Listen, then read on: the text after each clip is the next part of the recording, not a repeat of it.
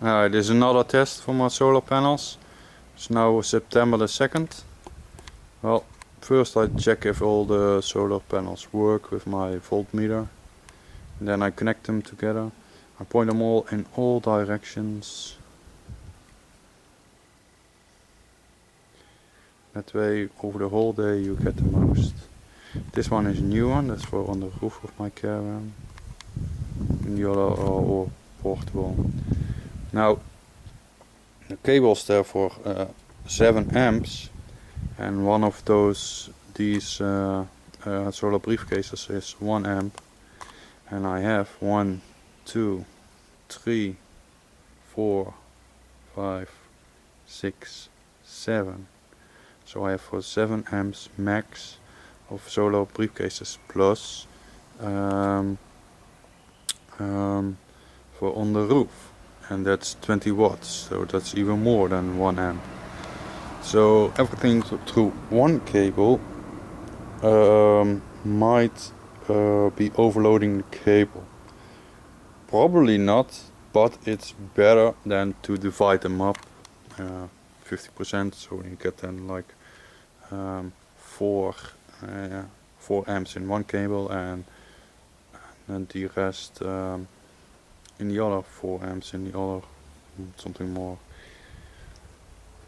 How do I do that then with my grid tie inverter?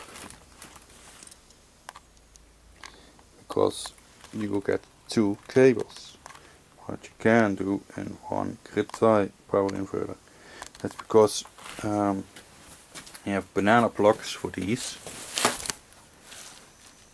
Banana plugs can go in, and one of them goes from the one line, and the other you plug into the other banana. And I tested it out, it gives exactly the same wattage in the other. So you get then 2 lines in. And that works all good, all tested. Just hooked it up. It's now past 4 p.m, 16:18 it's now. So not so much sunlight now, but I can test with my new watt meter how much. At the moment it gives 12, 13 watts, but like 10 minutes ago I can see, yeah,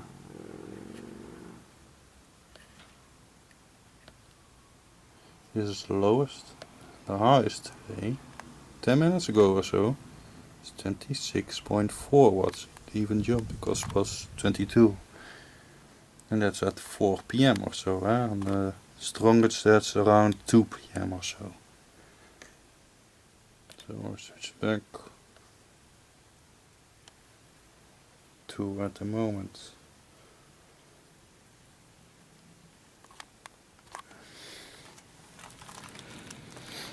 Now all works good. I chain them up, of course. Chains. With on the roof of my cabin I cannot chain it up because they're no. I haven't figured out how to make that secure, but it's on the roof, and to get on the roof you need a ladder, and then in front of my cabin is a clothesline, so they can't take it off my roof. And the other ones I have to. And the solar briefcases are the most easy, most convenient to set up and all that quick. I can store it under my bed in the caravan. Very easy. On the roof it gives a lot of wattage more, and it's compacter and all that. But you cannot fold them like the solar briefcases. And to put on the roof, that's more work than with the solar briefcases.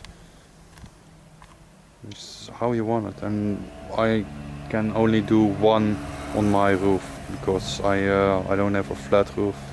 It's more round. Works good with one, just one. That's all good. My watt meter. probably I'll leave it on for about a week or so to test it out. And with my new watt meter where it goes the highest, I can see the highest and lowest, and then I can see how much. The banana plugs, that's really good. I don't need to worry about how much can go through the cables. 7R is from the system that I have per cable. And you get a lot of cables and wires and chains and all that, but it's just fun to work with. It's free energy. It's a one-time investment and it goes for I don't know how many years. They do sometimes crack a bit. One was damaged, but it still works. Just it's see-through tape, special tape that goes for years, and it still works. That's from one that got damaged in the other. Let's see. This one, the legs of the bottle, it broke off. So you can fix that. Just make it, and it works again.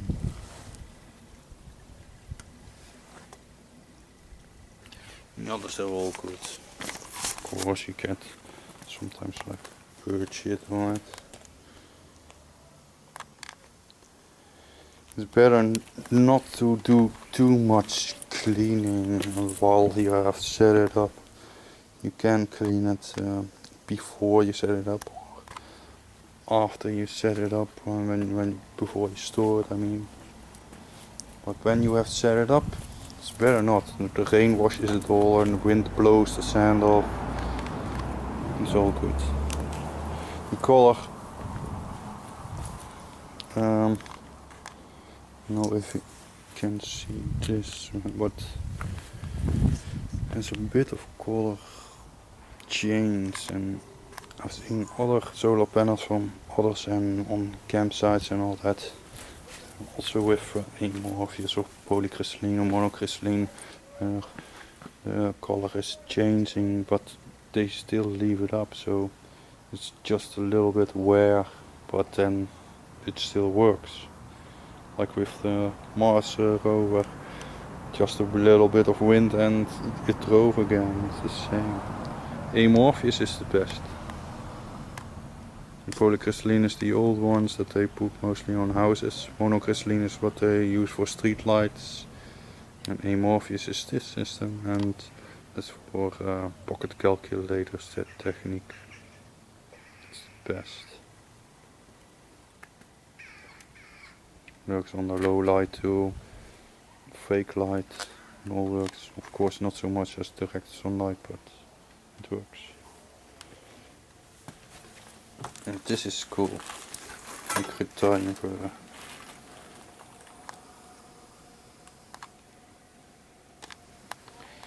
Yeah, I'll show how much. Around 1 or 2 p.m. then that's the most. But you can see now a lot more now connected together and all that, and it's more steady voltage now, because it takes the average and all that.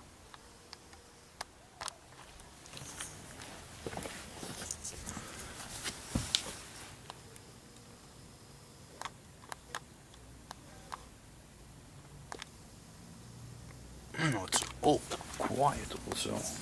And this one is for 200 watts. I have now, it's 20 watts this one, and the other that's all 13 watts. So 1, 2, 3, 4, 5, 6, 7 times 13 is 17.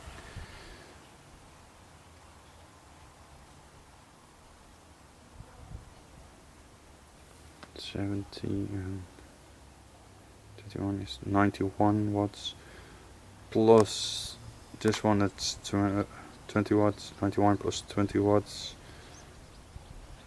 So 111 watts I have at the moment. So in the grid tie is 200 watts. So it's now like 50%. 50% for my grid tie power inverter. It's 200 watt max, 111 watts I have at max, so that's about half. But maybe 111 it won't make like maybe half of it, 50 watts.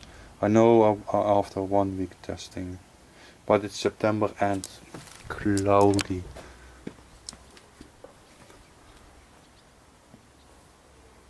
So it just depends. If it rains, cloudless, clouded, all depends. It's just fun to work with. Fun hobby.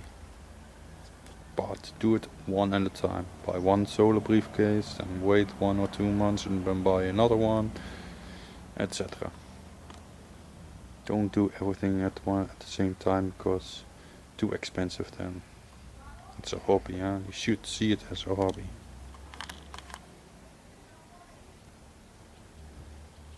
Yep, and that's it.